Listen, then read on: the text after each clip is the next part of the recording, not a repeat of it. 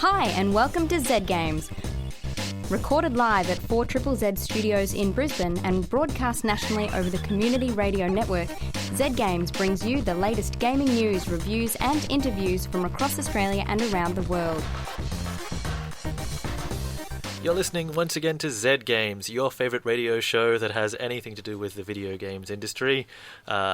We are coming to you live from the 4ZZZ Studios in Brisbane. You can be listening to us around the nation on the Community Radio Network as well. I am Lee. Joining me in the studio for this episode, Razor. It's me, a Razor. Don't do that again, please. Anyway, Jody Macgregor. Hello. Yeah, see? Do that. That's fine. All right, I'll tell you what, I'll practice all week, and next week I'll come back with a spot-on Mario impression. All right. Good. Okay? Yeah, but then you've got to do the whole show in the voice. Okay, we'll see about that. Yeah. What's happening in this episode, Ray? This week, we are talking all about dungeons, because they are the best place to hang out if you're a gamer, right? Is this our, 50 Shades of Grey special? Is that what this is? Yeah. Oh, no. It didn't take long to get gross, eh? Yeah. I thought it would happen. I thought it would take longer. Yeah. So we'll be talking about, Lee, you've been playing Darkest Dungeon, which is a little bit of a twist on the classic dungeon crawling formula, right? That's right, yeah. So, you guys are going to have to struggle to come up with a darker dungeon than the one that I've been dealing with. So good luck with that. Well, it's the Darkest Dungeon, so... Yeah. Can't get darker. You can't. Yeah. Jody, you've been playing SanctuaryRPG. Yeah, it's a very retro dungeon crawler, something that harks back to the early ASCII art days when everything was made of slashes and @ symbols. So that's really old school. Yes. Yeah. And I've been playing Persona Q Shadow of the Labyrinth, a bit more of a traditional and modern take on the dungeon crawler. But to kick this episode off, let's get started with the week in gaming news headlines with Mr. Jody Macgregor. Sure thing. Bethesda's parent company ZeniMax has issued a cease and desist order to the makers of free-to-play mobile game Fortress Fallout, claiming the name infringes on their Fallout trademark. Two-person indie studio Xreal says that they don't have the resources to challenge the order and are taking suggestions for an alternate title. ZeniMax made headlines in 2011 when they became involved in a legal battle with Mojang over their use of the word Scrolls, which they claimed was an infringement on their Elder Scrolls trademark. The suit was resolved with Mojang being allowed to use the name and ZeniMax retaining the Elder Scrolls trademark. I find this really tedious. Yeah, this is going to keep happening, though, because trademark law is stupid. Yeah, I remember Wizards of the Coast, when they were putting out their Dungeons & Dragons board games, they would check... I remember finding out how they named everything. They would run it by legal, and the legal team would say, no, this is too generic a title. Put another weirdo word in there, name that dragon, and that's how they ended up with a board game that was supposed to just be like Black Rock Mountain, ended up being The Wrath of Ashardalon, because no one is ever going to take that name, ever. Because it's terrible. It is terrible. It is, but Black Rock Mountain's not great, but No. Ashardalon. Yeah, The Wrath of Ashardalon. Jesus. Yeah, it's dumb. But on the other hand, I'm going to be a fan. I'm going to buy it possibly because the dragon's name is that dumb, right? Yeah. Mm-hmm. Yeah, they knew their audience. I think, and I don't want to throw dirt on the little guy, because we all know that, it's not very popular to do that, but if you were a clever chap and you were aware that, companies like Bethesda, ZeniMax, they're very litigious and they'll go after and pursue their trademarks very aggressively. If you named your product, say, Fortress Fallout on purpose, knowing that there was a lawsuit and that it would get a spotlight put on it by the gaming media, that could be a strategy, a tactic. It's a terrible tactic, Ray. It's a terrible tactic, but there's thousands of mobile games on the market. How do you elevate yourself above any of them? Fortress Fallout, we all know that game. We're following the story now. Would that have happened if they didn't have this lawsuit happening? Yeah, but we're not going to find out, what they change the name to. Having to suddenly change brands, midway through is not only expensive, considering all of the graphic design work and stuff that they would have done leading up to this point, but, suddenly all of your current customer base don't know what you are anymore. Yeah. Like, I think that it is a cynical outview to assume that like, because I'm not assuming that's what they did. No, because You're suggesting somebody else does it. I'm suggesting that it's a good idea. Yeah. So you're Because saying you're about to do it. they should have had a new name ready to go when Kotaku interviewed them and said, okay, by the way, this is the name of our new game, and that would have been a better. So thing when to you do. launch your game, Ray, Dishonor Scroll Fallout, we should be looking for that on Kotaku and Polygon. Exactly. Yeah. Right on. Okay. Sony has confirmed that long-delayed title The Last Guardian is still in development after an administrative error led to the trademark being abandoned. When the trademark was found to have lapsed, gaming press speculated that this could be the cancellation of the project, which was officially announced in 2009. Sony stepped in to say that the long-awaited game was still in production, but revealed no further details. Okay.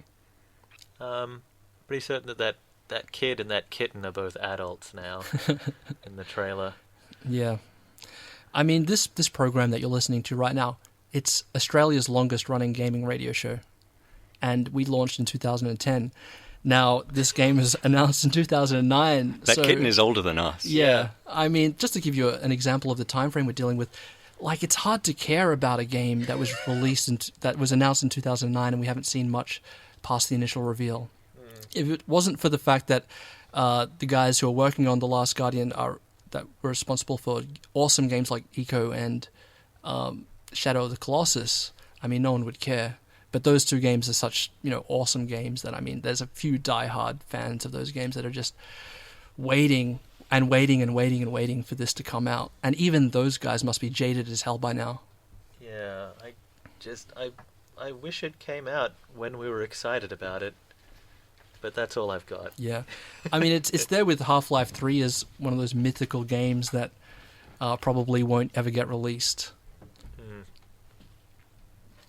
Veteran game developer Peter Molyneux has vowed that he will never speak to the press again after a horror week that saw his credibility questioned by gaming press and even mainstream outlets like The Guardian. Molyneux, who has in the past been known to oversell his projects, has been accused of deliberately misleading Kickstarter backers to secure funding for his god simulator, Goddess. The PC version of the game is still far from being the game promised by the campaign, and the revelation that Studio 22 Cans was downsizing the team and moving on to a new project angered long-waiting backers. During an interview last week with The Guardian, Molyneux said, "I love working on games, it is my life. I am so honoured to be a part of the games industry, but I understand that people are sick of hearing my voice and hearing my promises, so I'm going to stop doing press, and I'm going to stop talking about games completely." Ray, Yes. what do you think? Look, I'll be surprised if he's telling the truth there. But yeah, maybe it is time for Peter Molyneux to step away from the public spotlight a bit and sort of reassess himself and his behavior. Look, a lot of people have given him the benefit of the doubt because of his amazing history of creating games. I mean, we've got games like Black and White, Populous, Theme Park. These are all, industry-defining titles. Unfortunately, in the modern era of gaming, since like 2000 or something, ever since, he was promising Fable as the next big thing, and he really oversold that game. He hasn't really been a reliable guy, and the problem now is that he's not answering to these corporate puppets who are handing him money and stuff like that. He's dealing now with a Kickstarter campaign with people directly, and so now people are getting angry. There's no buffer between him and the audience anymore. He's directly conning the public. And so I think he's got to really do some soul-searching, man, before he comes out and makes any more promises. You know what, though? I would rather have 100 Peter Molyneux in the industry than the kind of people that just squirt out, I don't know, stuff like The Order, or 100 more Uncharted games. I want people who are interested in morality and interested in pursuing new technologies and seeing how that works. If they fail most of the time, they're still pushing forward rather than just calcifying the things that we know already sell. I do think that the Kickstarter was handled completely badly, and that he needs to actually get reliable people to handle the finances and the PR. But at the same time, he came into the industry before it became a weird corporate nightmare. He did okay during that period, and now that he's tried to escape into that, he's still not ended up back in an industry like the one that he thrived in. Now he's in this different place where, like, money comes from weird places, and you do have the voice of your users, like, they're blaring at you whenever you turn on a computer. Yeah, I agree that there should be more vision and people looking forward into what games could be, and, you know, and dreaming about games and all that stuff. I don't disagree with you there, but the main problem is that it's becoming more and more, maybe apparent, maybe that's a strong word, that he might be purposefully making these bold statements to get the money. Oh, he definitely lied. Yeah, we know he lied. That's not a question anymore. He admitted that Kickstarter was the reason that he lied about things like being able to do a Linux port for Goddess, because I think what he said was Kickstarter pushes you to promise things you can't deliver because you need those $10,000, which is a hell of a thing to say. Yeah. So he admitted that he's a scammer. I agree with Lee that developers who have vision are a good thing, but I don't think we need to choose between that and people who lie to get Kickstarters funded. Yeah. I think that's a false equivalence. We can do without both. Yeah. And amusingly, his career was launched on the back of a lie. Yeah. Remember, he made one game, it failed miserably, and so he went into like importing baked beans or something. His company was called Taurus, which had the same name but with a different spelling as a software engineering company. They mailed him mistakenly thinking that he was a software company and offered him like 10 computers. And I guess he would have thought about it for a little while, but then he decided to take the computers and just like run with it. And so it's very, I guess that's appropriate that he's sort of got this reputation now. That'll make a great opening scene for the movie about his life, written by Aaron Sorkin. You are listening to Triple Z on 102.1 FM, 622, and we are the Z Games crew talking about games and stuff. We just heard a song called Side Quest by 7-Bit Hero, and just to clarify, the song that we heard at the top of the hour was Kimiji Amagori? Keiji Yamagishi with Bounty Hunter. Ah, pro DJs in action. Well, some of us are. Yes. Anyway, moving on. Jody, you have been playing a game called SanctuaryRPG, and it's beyond old school, am I right? Yeah, this is. There have been a lot of retro role-playing games made by indie studios recently that have gone for that sort of 8-bit aesthetic, or maybe like a Legend of Zelda kind of look, but this goes back further than that. When you're playing SanctuaryRPG, the top half of your screen is all rendered in ASCII art. It's letters and numbers and punctuation symbols that show you the landscape of wherever you are, or the person you're talking to, or the monster you're about to fight. And then the bottom half of your screen is pure text describing what you're seeing and who you're talking to and what your options are. It's really nice ASCII art. Like, it's come a long way since, 1980, or whenever the last time games roguelikes were being made with ASCII art. There's a little bit of animation to it, which makes it look, I guess, slightly more modern, but you're still watching a wizard made up of slashes and nines and @ symbols swirl his cloak around. But the fact that there is actual movement to it makes it seem slightly more impressive. And it is pretty evocative of a style of games that doesn't exist anymore. And then at the bottom of the screen, you're told, about the forest that you're in, or the dungeon, or the inn, or whatever. Fortunately, it's very evocative writing, because obviously that has to communicate a lot. When you're just seeing a bunch of green X's making up a mountain range, then you need a pretty good description down there to get you into the zone and to tell you what your options are. Fortunately, SanctuaryRPG is quite well written. It's got a very light-hearted, goofy tone. There's a lot of breaking the fourth wall and poking fun at fantasy adventure stereotypes.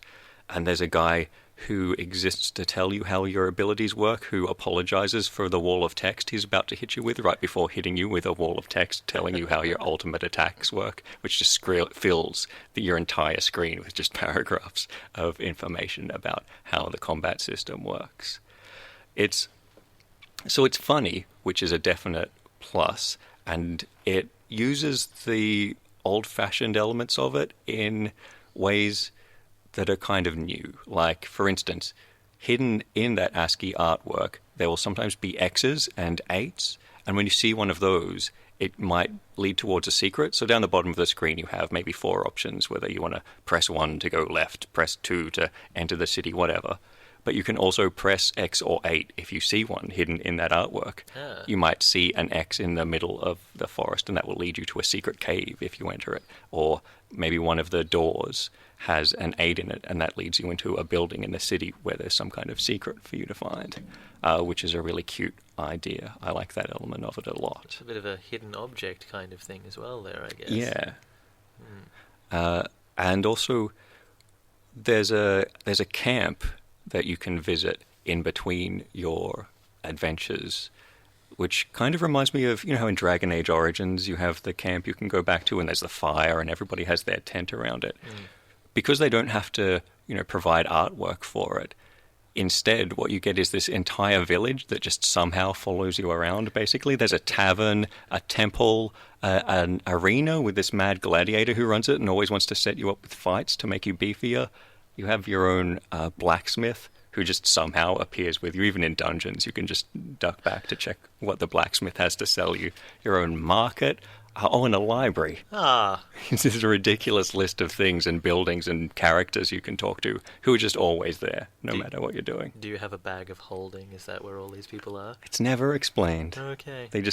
It's one of the things they don't need to draw, so it doesn't matter. They don't need to explain it. It's just there in your options. Press G to go back to the grounds, and here's a ridiculous amount of stuff. And then each of those things has a subsystem in it where you can maybe upgrade that thing or buy stuff, or have practice fights there. And the blacksmith has this whole involved crafting system you can go into, because it's 2015 and even old-fashioned games have to have a crafting system, or the option to climb towers, one or the other. Yeah. And this has a crafting system. So you gather a bunch of crafting materials from killing skeletons and whatnot, and then smack them together with your hammer to make new armor and equipment.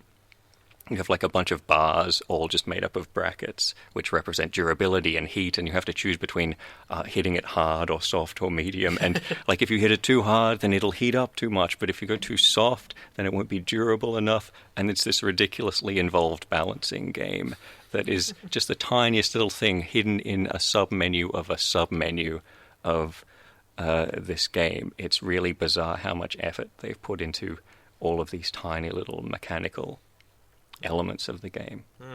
Because most of the game isn't about that. Yeah. Most of the game's about wandering around in dungeons, smacking skeletons. Tell me about these dungeons and these skeletons. When you go into combat, the artwork vanishes, and it's just text, just explaining how many hit points you've got, how many hit points your enemy has, how many different attacks you have, which is a shame, because I really like the hokey old-fashioned artwork, and to go from there to just pure numbers is a bit of a disappointment. So when you attack, you'll have like a bunch of options depending on your class. I played as a barbarian, and I could choose between cleaving or going into a frenzy or swinging around in a whirlwind. And as a wizard, you can ignite or electrocute or cast a nova. Each one of those things, those attacks that you choose, is like a starter, and then there'll be a linker, and then a finisher, so you have to chain them together in combos, and you have to remember which one leads to the next. So like as a wizard, you might lead with electrocuting someone, and then your crappy little ignite spell will upgrade to a linker called Fireball, and then you can hit them with that, and then a big energy nova at the end as a finisher. And that's really important because it means your attacks cause more damage if you link them together in those combos. It's like you're upgrading each of your follow-on attacks if you remember these sequences. Your normal attacks only cause maybe 100 hit points worth of damage, but your enemies all have thousands of hit points. Right. Like the first blue slime that you fight in the tutorial has thousands and thousands of hit points. And you sort of chip away at them a small bit at a time, which is my main frustration with Sanctuary RPG. The combat is just so damn long. It's just huge numbers draining away a tiny bit at a time. It seems strange that they would exaggerate what seems to be the most boring part of the game. Yes.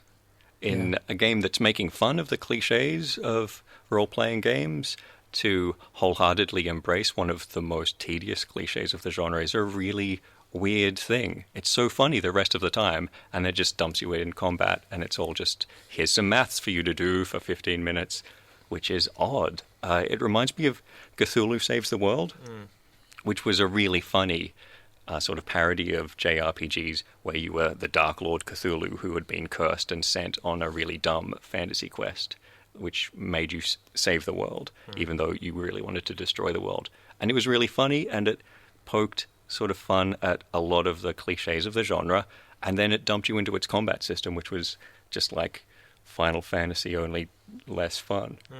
And the fights went forever. And this is exactly the same. It's a really well-written and really funny RPG until you get into the combat, and then it just sort of bogs down.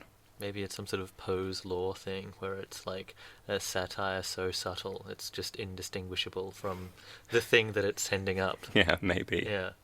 Or maybe that part's homage rather than satire. Yeah, yes. Because there is, like, it's not mean-spirited satire. It's obviously made by people who genuinely love old-fashioned role-playing games and maybe love them slightly too much to break from the things that maybe needed to be fixed about them. So maybe they're like, I love hitting blue slimes for hours. Yeah. Everyone else probably does as well. I'm sure there are a lot of people who do. It seems like it has its market... Perverts. I didn't say that. It seems like it has its market cut out for it, right? Like the maybe older gamers that remember when computer games were delivered with ASCII art as opposed to real graphics. Yeah, well, that whole period from when text adventures started getting graphics, like the Hobbit game and stuff like that, even when it wasn't ASCII artwork. That's what this evokes and reminds me of. And it's something that retro role-playing games normally don't go back to. It's like there's a line. Don't go further than The Legend of Zelda. Totally. You shall not pass. You know, just looking back into my own memory, I never actually played firsthand any of those ASCII art games because I think I'm maybe a touch too young. But I remember seeing the older kids playing them on the old computers with the green and black screens. We're talking maybe 1980 something. I saw like kids who were maybe 4 or 5 years older playing them, but I was, I could barely read, so I wasn't allowed to play. But yeah, that's my experience with the genre. Yeah, it is very demanding, and this is less demanding than those games used to be, but still, it is definitely the kind of thing that will mostly be appreciated by people who remember it from the old days. Yeah. There is a free version, like, this is the black edition that I've been playing, which is the version they've released on Steam for about $6, but a year ago, they released an earlier version of this for free at SanctuaryRPG.com, and it had less classes, and I'm not sure... This version has the option to turn permadeath off, which is good, because I hate it, but I think the original didn't. You should probably go to SanctuaryRPG.com and try the original version before you buy this and see whether you have the same issues with it I did, or whether the good writing and the evocative, old-fashioned elements of it make you want to play it. Does the free version have the shareware thing where it says please send an envelope with $10 to this address and we will unlock the game for you? I wish it did. That would be brilliant. Yeah, that's hilarious. Thank you very much, Jody. We were speaking about Sanctuary RPG, which you can get for your modern day computer. Yes, you can on Steam.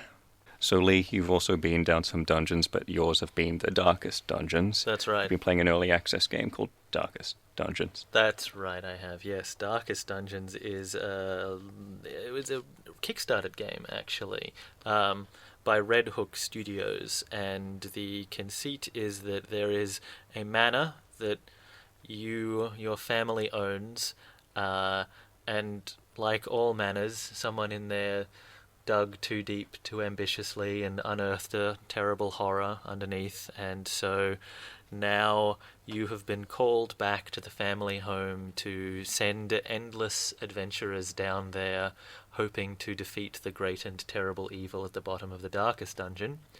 But because it is an awful and unknowable horror, it's more likely to drive everyone who goes down there insane. So your adventurers are all prone to psychological maladies and physical ailments, and sending them down there to go on missions to help find treasure for you is going to ruin them forever as a person, and you have to figure out what to do about that. Right, so it's not just their hit points that's in danger, but their sanity that's going to be chipped away at as well. That's right, yeah. Hit points you can deal with. You know, you've got some healers, although even the healing that you've got is kind of terrible. Like, the best heal spell is one that your occultist can do, and it heals, but it can also, and it's likely, to just make your guy start bleeding uncontrollably. So he'll get back most of his hit points, but then he'll start bleeding through the next couple of turns. Because gross. That seems like a flaw. It's difficult to work with, is what it is. So Darkest Dungeon is an incredibly mean game, but it is thematically excellent. It is aesthetically very nice to look at. The art style takes a lot from the art of Mike Mignola, who's the artist for the Hellboy comics. So lots of big blacks, lots of thick outlines. Everything is nicely animated 2D art, moving back and forth across the screen. The classes that you have to choose from are also very interesting. They're not your traditional heroes. Most of them are people that you wouldn't hang out with, really. There are grave diggers, beggars, bandits. One of your frontline classes is just a leper. Does he just throw bits of himself at the enemies, or what? No, I guess he just doesn't give a shit, you know? That's why he's up the front. Yeah. Because bits are going to fall off anyway. He might as well try and kill a skeleton while he's doing it. So you manage this town, or this estate that is built up around your manor, and every week a caravan full of new adventurers turns up, and you can recruit them or not, and they'll come and go, and you bring them onto your into your stable of heroes. They'll come and they'll all have the same sort of set powers, but they'll have a few different traits. Some of them will be, pious, or others will be greedy, and some of them will just be, they'll be wall-eyed. And so all of these things will affect their stats in some small or significant fashion. But usually, they turn up and they're okay. They're pretty good to go. They might, maybe they think they're possessed by demons, but who cares? Like, that guy, send him down there with 3 others, give him a torch and a handful of food, bring me back some family heirlooms, if you don't mind. And then you go down into the dungeon, and you have to explore this grid-based thing by walking back and forth through it. The actual dungeon stuff is not particularly involved. It looks nice, but it doesn't change all that much. And then you'll get caught in these fights where all of the numbers are against you, because screw you. So the fights are turn-based, and there's a cool mechanic where the powers that you have will only work if you are in a certain spot within the formation. So you have to think about what your marching order is, which is fun. And then those powers will then only affect people in the enemy's formation as well. So you have to think about, if you know that there's a guy with a crossbow at the very end of their formation, if you kill those guys in between, suddenly he's at the front and he's not actually going to be able to use his crossbow powers. So that's a cool mechanic to have to deal with.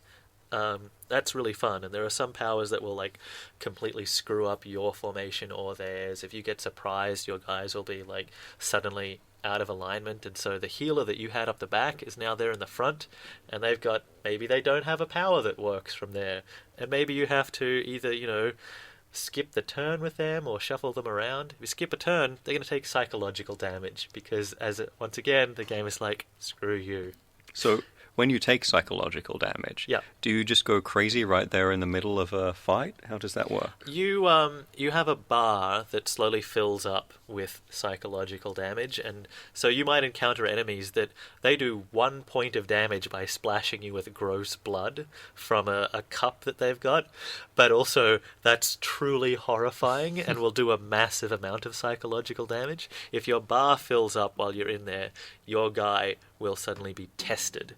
And, maybe his resolve will hold, and he'll be empowered by this. His mind will overcome this grisly fate. But what's likely to happen is that he's going to become greedy or a masochist, and then suddenly you don't have as much control over him anymore. If you've got a masochist and they're dying and you want to heal them, they may just say, no, I like this, use your powers elsewhere. And then you've wasted a turn, and also he's still dying. That's great, thanks. Thanks, masochist. That's wonderful.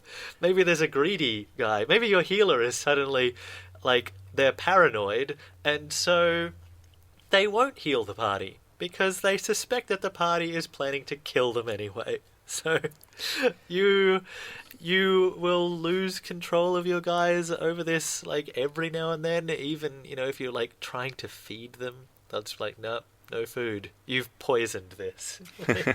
Great. Are those little character twerks always amusing, or does it become annoying sometimes? It gets annoying eventually. It's a cool mechanic. It's really great. It fits in really well, and it's something that should they survive the mission, you can take them back to town, and maybe they'll pray in the church, or they'll gamble for a week, or they'll flagellate for a week, and then some of those quirks will go away. But that's if they survive the dungeon, because the dungeons are pretty fatal. And if one of your guys has gone crazy and is no longer responding to commands, even even a tenth of the time, that's still enough for you to lose a guy down there, or everyone. So it's the kind of game that I had to restart several times, because I had assumed that, like other RPGs, my party is very important to me. They're the most important resource you've got. No, screw them. If they're crazy, just fire them. There'll be another caravan full of dudes. Your resources that you actually have to worry about and manage are the town and your gold supply, and these things. If you play thinking that you want to ensure that your guys are mentally in top condition and equipped with the best gear, you'll spend all your gold, and then your guys will fail and go crazy anyway, and then you're kind of screwed. So adventurers are a renewable resource. That's it. There are an infinite amount of people with 2 swords willing to go down a black hole for you. But the gold you bring out of that is finite. Mm-hmm. Don't overspend on food, is what I'm saying. If they start to starve down there, that's fine. That's on them. So in every Dungeons & Dragons adventure where somebody hires you to go do something dangerous and then screws you over, yeah, this is basically the game of being that person. You play that guy. That jerk is you, Lee. That's right. Which is difficult to come to terms with, But it's really fun. It's super stylish, and anecdotally, great stuff happens from session to session. But it is always the same kind of thing that's happening. I'm hoping that there'll be more variety. I also kind of hope that they tweak the difficulty a little bit, because far too often, I will just, it sucks to miss in a game where your actions are so limited, and it's never satisfying, and it always seems to happen more to you than to the enemy. And I don't think it's a great mechanic to just be like, nah, nothing happened this time, nothing at all. No effect. Yeah. I will walk away and play another game, I already know it's bleak, but it doesn't have to rub my face in it that much. And I think that it is still an early access, so they're still adding more content. It feels quite feature complete though, and I know that there's more stuff that they're adding into it, so it feels solid, and it works and is great. And it's just that I'm actually not good enough to have hit the point where they've run out of content yet, because it's hard, man. It's dark down there. It sounds like Vietnam down Yeah, there. yeah, I think it is. That's a really good analogy. Yeah, the people who come back. Yeah, they're always messed up, and Yeah. they go back down with the next squad and terrify them because they're all jittery and insane. Yeah. Like it's great. Like, because if your guys, you might have to pull them out early anyway, just so that you conserve the resources that you have gathered already. So you fail a lot to begin with, which just drives people crazy, and then they don't get experience. So they'll walk out of the dungeon with some gold for you, with meager offerings, and they'll have a handful of new mental problems, but they will have learnt nothing. and that's the point where you realize, I guess I'm not supposed to care too much about their progress. You know, you're just supposed to discard them if they've been too messed up. Which, that's horrible, but it's a video game, so it's okay. You know, that's not how society should run at all. So if there was a horrible person, and I'm not talking about myself, Right. but if there was a person that enjoyed sending people off to their doom and Right. enjoyed inflicting pain on people, this would be right up their alley. Oh, yeah. Yeah, absolutely. Well, I'll be sure to tell my friend who fits that category very well. Yeah, Yes, you my tell friend. him. Yes, so in conclusion, Darkest Dungeon is stylish, pretty, and mean. But if you like punishing dungeon adventures and you want to see something that you've never really seen before, if you like the idea that a dungeon actually should be an awful place to go into and a terrible place to come back out of, then this might be for you. Yeah, the concept alone has sold me. Sounds good. So it's on early access. It hasn't been officially released, but it's available now on Steam, right? That's right, yes. You're listening to Z Games, Australia's longest running and most beloved gaming radio show, with Jody, Razor, and Lee. Ray, we were just listening to Cut a Bostony, Walking with a Ghost, which is that was used in the trailer for the new something... Space Hulk Deathwing. Yes, and it has another title after that as well. Does it? Yes. That's too many. It's Space Hulk Deathwing something of destruction or something like that. Of course it is. How many colons do you need in a title? Well, I think there's a hyphen and then one set of colons. see. Yeah, it's Gotcha. video games. That's allowed. Yeah. Yeah. But that is a very cool looking trailer and put that song put that game on my radar in a way that nothing else could. Yeah. Like, If I'm going to play another game about space marines fighting aliens, I want it to be soundtracked by Swiss hip hop. Yeah, yeah. So, Ray, you've been playing Persona Q, The Wrath of a Shardalon. Nearly. Persona Q, The Shadow of the Labyrinth. See, I was almost there. Pretty Yeah. close. Yeah. So going into this review, everyone should know that Persona is one of my all-time beloved favorite franchises.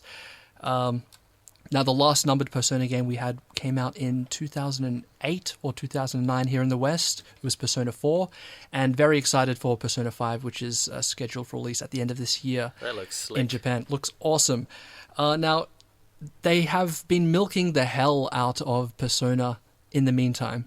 That's something that they tend to do a lot more in Japan, I think, is that when there's a hit franchise, they really like to run with it and put off spin-off after spin-off and just give, the fans a little something, even if it's not the highest quality. So, we've got a bunch of Persona spin-off games that are arriving this year. This is there's one coming out for the PS Vita called Dancing All Night, and it's like a dancing game.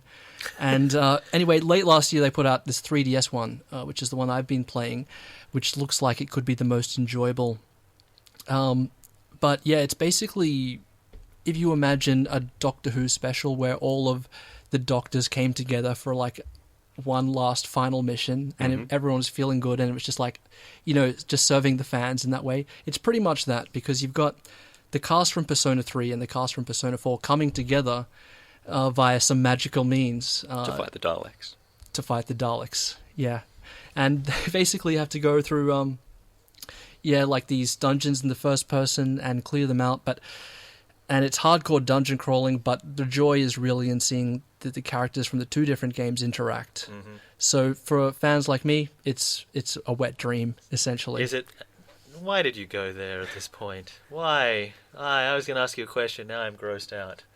I was going to ask a question. The thing about the Persona games that I know is that they are set in Japanese high schools that lead to like weird magical dungeons and other worlds. So is this still the case? Is it still like there's a weird labyrinth underneath your high school? That's pretty much it, man. Did you do some reading before you asked me that question? I've heard about the Persona games. He's they a games sound journalist. pretty weird. That's a memorable concept for a game. I can't actually imagine how it plays, but... Yeah, the core Persona games have this real-world setting where everything is normal, and it's actually quite a semi-realistic look into Japanese life. And then there's this supernatural thing that's also occurring simultaneously. So this is very much in that vein.